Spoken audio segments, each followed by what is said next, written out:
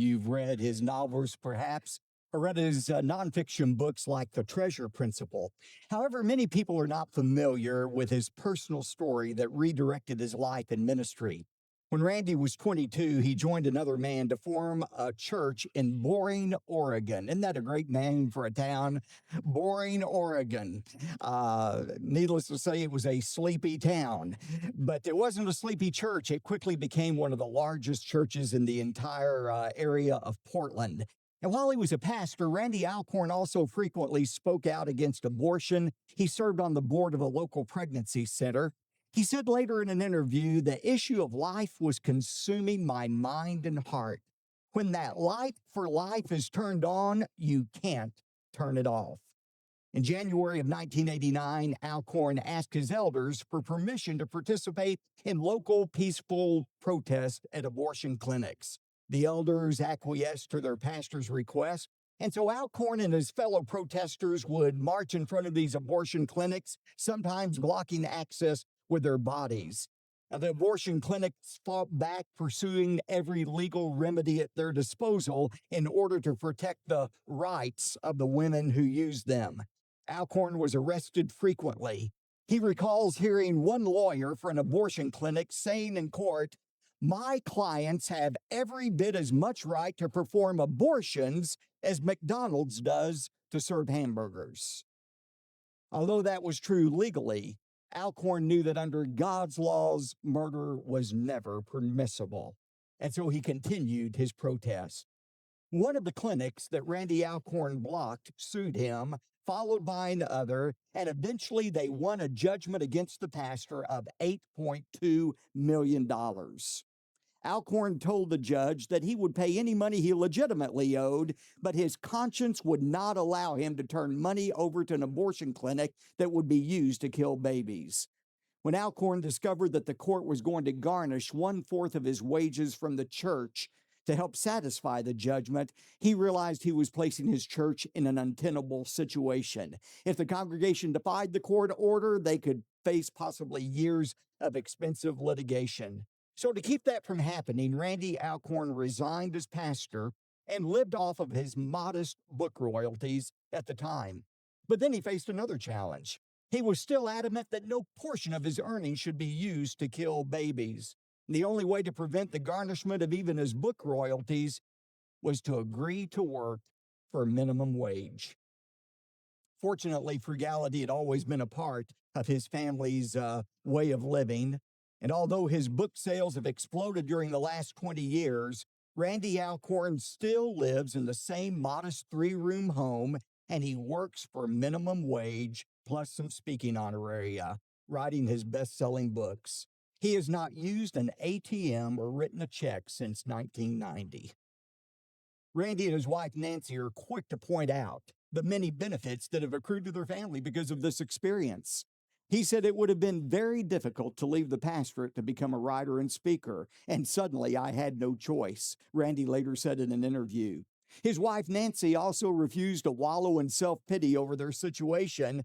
However, after seeing one of their best friends and fellow abortion protesters spend 9 months in jail after losing his job and home because of his abortion protests, Nancy Alcorn observed, "This experience has taught us we will not always receive justice in this world."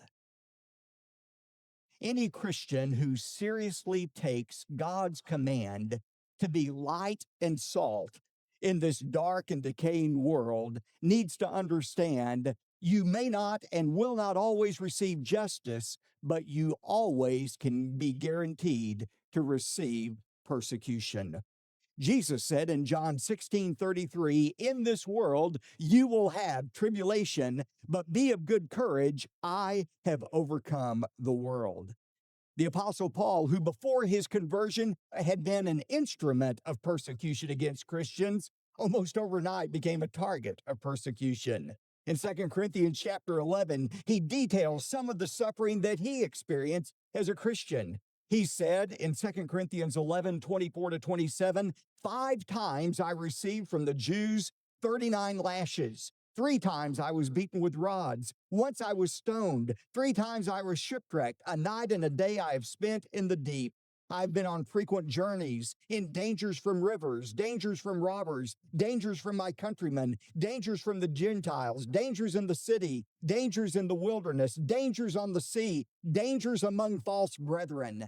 I have been in labor and hardship, through many sleepless nights, in hunger and thirst, often without food, in cold and exposure. That was Paul's experience.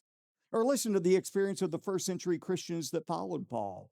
As the writer of Hebrews notes, believers were tortured, not accepting their release in order that they might obtain a better resurrection, and others experienced scourgings, yes, chains and imprisonment. They were stoned. They were sawn in two. They were tempted. They were put to death with the sword. They went about in sheepskins and goatskins, being destitute, afflicted, ill-treated, men of whom the world was not worthy, wandering in deserts and mountains and caves and holes in the ground. Now, when we read passages like that, let's be honest, we try to assure ourselves that we won't have to go through that kind of suffering because, after all, we live in a different time in history. And yet it's pointed out that more Christians died as martyrs in the 20th century than all the other centuries combined, Christians around the world. The reason we in the West, in America specifically, feel immune from this kind of suffering is we live in a self-made bubble. We're not aware of what is happening to Christians around the world today. For example, since 2003, Iraqi Christians have been frequent targets by Islamic extremists. In Iran, authorities arrested 70 Christians over a 6-week period of time in an effort to target grassroots Christian groups. In January of 2011, a judge in Afghanistan told Shaib Azadullah that if he did not renounce Christ, within 1 week, he would face up to 20 years in prison or even be sentenced to death. Today, more Christians are imprisoned in China than in any other country in the world. Hundreds of thousands of believers are detained in work camps each year without even a court order so that they can participate in a re-education through labor program, as the Chinese like to call it. The only legal churches allowed by the Chinese government are those controlled by the government. Those who meet in house churches not sanctioned by the government risk torture, imprisonment, and death. Philip Yancey describes a visit with Pastor Alan Wan, who helped to found the house church movement in China during the Japanese occupation. You know, I've been doing this a long time, preaching on radio, television, and in churches that hold thousands of people. But I'll tell you what still gets me, knowing that right now someone is watching this on a phone or a laptop or a TV screen somewhere, and God is using it to change their life. That's why I'm pausing the sermon for just a moment to ask you to do 3 things. First, subscribe so that we can stay connected. Second, click the bell so that you never miss what God may have for you in the next message. And finally, find the link in the program notes. There's a free resource there, no donation needed, just waiting for you. I don't take lightly that you gave us a few minutes of your day. Now, let's get back to today's message. Pastor Wan was 90 years old at the time of his interview. He had spent 22 years in prison. He had been tortured and spent months in solitary confinement in a windowless cell. Listen to what he said to Philip Yancey. He said, "I pulled blankets over my head and prayed. For 10 years, no letters from my family got through. I had no Bible, but a few passages and Psalms stayed with me." Wan spent 13 years of his sentence in China's most northern province. He said, "It was a miracle. I had only a light jacket, and in the freezing winter weather, I never caught a cold or the flu, not sick a single day." Pastor Wan is convinced that persecution for Christians is not only inevitable, but profitable for believers. He said, "We live in a time like the apostles. Christians are persecuted, yes, but look at the Hong Kong and Taiwan church. They have prosperity, but they don't seek God. I tell you, I came out of that prison with faith stronger than I went in. Like Joseph, we don't know why we go through hard times until later looking back. Think of it. We in China may soon have the largest Christian community in the world and in an atheistic state that tried to stamp us out. Christians experienced intense sufferings in the first century. They are now experiencing suffering around the world. The Bible also predicts that in the final years before Christ's return, Christians will also experience unprecedented hardship. The Apostle John describes a large group of believers who will be slain during the tribulation. In Revelation 6:9, he says, "And when he broke the fifth seal, I saw underneath the altar the souls of those who had been slain because of the word of God and because of the testimony that they had maintained." Of course, the instigator of this persecution will be the Antichrist. In Revelation 13:7, John says, "And it was given to him, the Antichrist, to make war with the saints and to overcome them. And authority over every tribe and people and tongue and nation was given to him." The special target of Antichrist persecution will be Christians. What way will Antichrist make war with God's people? One way he will do so is by restricting the purchase of necessary goods and services for survival to those who agree to worship him. You know from our study in the Revelation that Antichrist will have a lieutenant, a right-hand man known as the false prophet, who will enforce this global mandate to worship the Antichrist. This false prophet will mandate that everyone has to receive a mark of some kind that will demonstrate his allegiance to Antichrist if he wants to purchase any good or any service. Think of commodities like food. Think of services like health care. In Revelation 14, verses 16 to 18, John says, "And he causes all, the small and the great, and the rich and the poor, and the freemen and the slaves, to be given a mark on their right hand or on their forehead, and he provides that no one should be able to buy or sell except the one who has the mark, either the name of the beast or the number of his name. Here is wisdom. Let him who has understanding calculate the number of the beast, for that number is that of a man, and his number is 666. Author Grant Jeffrey claims that the technology to essentially barcode human beings like you do a bottle of toothpaste or a book is already available through radio frequency identification chips. Grant Jeffrey writes, "Using existing technology, the mark or number 666 can be implanted under the skin of every person using an RFID microchip. A powerful electronic scanner could detect the chip from a distance and reveal all of your personal information, far more than your name, address, age, and marital status. While the implanted microchip and its information would be readable by a radio frequency scanner, a person would not know when or where his private information was being accessed or who was accessing the information." David Jeremiah envisions the possibility of long lines of Christians waiting in the supermarket to purchase food and praying for a miracle that scanner will somehow not notice that they do not possess the required identification. Now, such a thought is not just fanciful imagination. It is guaranteed reality if you take seriously the revelation from John. There is coming time, a time of great, intense persecution. Now, I want you to stay with me tonight. If we know that Christians in past ages have suffered persecution, if we know that Christians around the world are now suffering persecution, if we know there is a time coming in the future when every believer will suffer persecution, doesn't it make sense that we who live in America are also going to face a time of persecution as well? We know that the last 7 years of Earth's history will be intense persecution for every believer in the world. Listen to Jesus' words in Matthew 24, verse 36. Jesus said, talking about his return, "But of that day or hour no one knows, not even the angels, nor the Son, nor herald camping, but the Father alone." Just seeing if you're awake.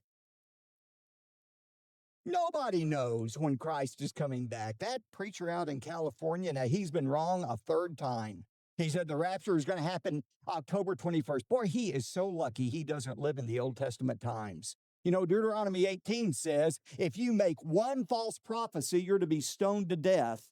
He's made three at least. Somebody ought to muzzle that guy if they don't stone him anyway, tell him to be quiet. Nobody knows. Nobody knows. But I want you to notice something, what this text says. No one knows the day or the hour, but God knows the day and the hour, which means there is a day and an hour fixed on God's calendar when the Lord is going to return. And that means that every second that passes means we are moving toward that great climactic event. And that means every second that passes, we are moving toward this time of great tribulation and persecution against believers on the earth. Now, I think it's important to define terms here. What do we mean by persecution? By persecution, I'm talking about any negative consequences you experience for being salt, that is, restraining evil, or by being light and trying to share the gospel with other people. Now, obviously, there is a spectrum of persecution that people experience. That spectrum can range from not being invited to a dinner party because you're too opinionated, all the way to being tortured and even executed because you don't recant your faith. There is a spectrum of persecution. And I want to suggest to you tonight that the degree to which you as a Christian will experience persecution is dependent upon two factors. First of all, the intensity of your conviction will determine the intensity of the persecution you face. Let me say it again. The intensity of your conviction will determine the intensity of the persecution you face.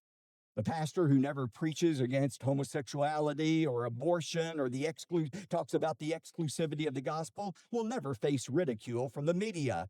The Christian student who refuses to challenge his non-Christian professor's erroneous teaching will never have to worry about a lowered grade. A believer who decides not to offend his non-Christian parents by sharing the gospel with them will never risk experiencing their disapproval. The intensity of your conviction will determine the intensity of the persecution you experience. Secondly, the extent of the persecution you face is determined by the spiritual climate of the culture in which you live. The extent of the persecution you face is also determined by the spiritual climate of the culture in which you live. Thursday night, we had another one of our dinners with the pastor. I had 200 folks there. Half of them were prospects. It was a great evening. But during the question and answer time, somebody asked me the question, said, Pastor, do you think this world is getting worse? I said, well, worse than what? I mean, is our culture more decadent, more ungodly than that of the first century during the Roman Empire? Well, no. But is our culture, especially in America, more ungodly than it was 40 or 50 or 100 years ago? The answer would be yes. In fact, if you don't believe that the culture in which we are living right now in America is more ungodly than it has been in the past, I want you to ask yourself how the American people, especially the media, would respond if the President of the United States made these remarks during a televised speech from the Oval Office. Quote, the general principles on which the fathers achieved independence were the general principles of Christianity. I will avow that I then believed and now believe that those general principles of Christianity are eternal and immutable as the existence and attributes of God, and that those principles of liberty are unalterable as human nature. Can you imagine how people would respond if the president said this country was founded on Christian principles? Why, there would be howls and cries and calls of impeachment all around the country. And yet, those are the words that were spoken by the second president of the United States, John Adams.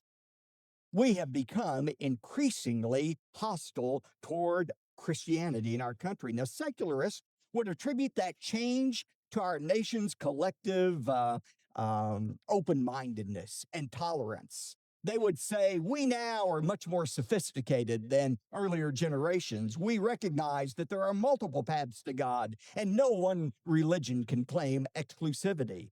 Biblicists would say, no, it is Romans chapter 1 in action. Because our nation has rejected the truth of God, we have fallen into a time of darkening in our understanding. But regardless of the reason, I think even the most casual observer realizes that our culture is more hostile toward Christianity than at any other time in our nation's history. And realizing that that negativity and hostility is more likely to increase than it is to subside means we ought to get ready for persecution. Well, how should we respond to the escalating attacks against Christians? How do we get ready for persecution? In Hebrews chapter 10, verse 25, the writer says, we ought to encourage one another, and all the more as we see the day drawing near. Now, one way we can encourage one another as Christians is to help prepare one another for this inevitable time of persecution. And that's what I want to do in these moments tonight. Tonight, I want to share with you 3 words that I believe are essential in strengthening yourself and preparing for the coming persecution that every genuine follower of Christ will experience. The first word, and write it down, is the word certain. Suffering is certain. The first recorded case of persecution against Christians as a whole occurred under Emperor Nero in 64 AD. On the night of June 18th, a great fire erupted in Rome, destroying 10 of the 14 sections of the city. Many believe that Nero himself set the fires, but to deflect blame from himself, he blamed Christians.